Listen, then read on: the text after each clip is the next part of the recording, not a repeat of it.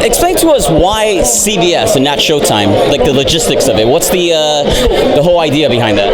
Well, selfishly, love to have this on Showtime, and it would continue a great string of fights that we've had on Showtime. Having said that, I think it's important for the sport that when we have these mega fights, that we not always relegate them to pay-per-view or to premium TV. So this is really an investment in the sport. It's an investment in the brand. It's an investment in these two guys. And the hope is that by putting one of our marquee events on free TV, that you expand the base. Keith Thurman's been very vocal about not wanting to fight on pay-per-view. The first time he spoke about that was when he was going to fight Sean Porter. He talked about wanting to fight in front of millions of people. Talk to us about wanting to fight on CBS with Keith Thurman.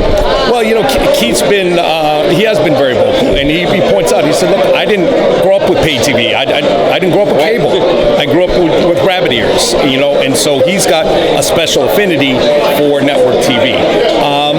And he also sees, I think, his goal is, for himself in the sport to expand it as much as possible. Even though CBS has not been, in boxing regularly lately, there's been a huge tradition there.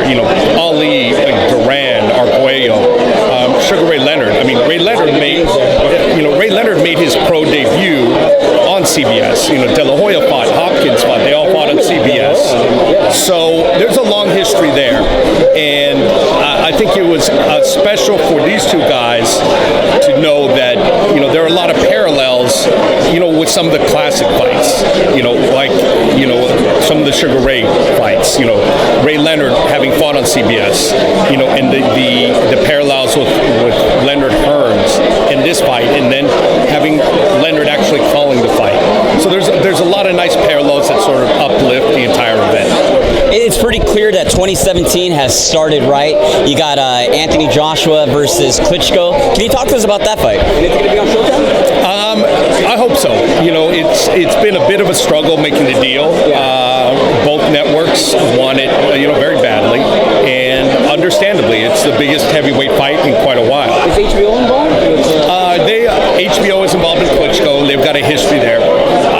So I do think it'll get sorted out relatively quickly, so that it does get US TV. But it's taking a while because it is a very attractive fight.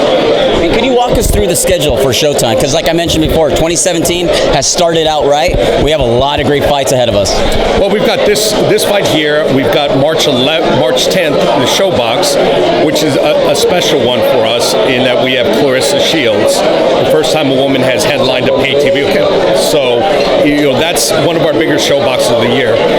March 25th, we'll have the rematch of Linares Corolla 2 coming in from the UK. In terms of April, the calendar is still a little bit in flux. We'd love to have Joshua Klitschko, and we think we've got a very good shot at that. There's talk of a Porter Berto fight, which could be April or May. And then looking ahead in May, the Spence Brook fight is out there as well. That's not ours yet. It's something we're in discussions on. So I'm hopeful within a couple of weeks we'll be able to firm up April, May, June, and July and be able to put that out in one big announcement. One of my last questions. A lot of fight fans, a lot of fight critics are split between Thurman and Garcia. I know you can't pick a winner, but can you give us a bit of a breakdown as to how this fight might play out? Because a lot of people feel that this has a potential of becoming Fight of the Year. Well, it's a great style matchup, and you've got the conventional wisdom is that Keith's a little bit quicker of foot, maybe a little bit hand speed, and that Danny's got the advantage in power. So with that, some people are inclined to go with Keith just because he seems to have, slightly higher skill level. I think that would be a mistake. As we've seen throughout Danny's career, he's been huge underdogs at some point. He's been underestimated, and he keeps winning. He's done that throughout his career. So I think if you look on this fight on paper, the temptation is to go with Thurman. But if you made that mistake, and I'm sure Danny will say it very shortly,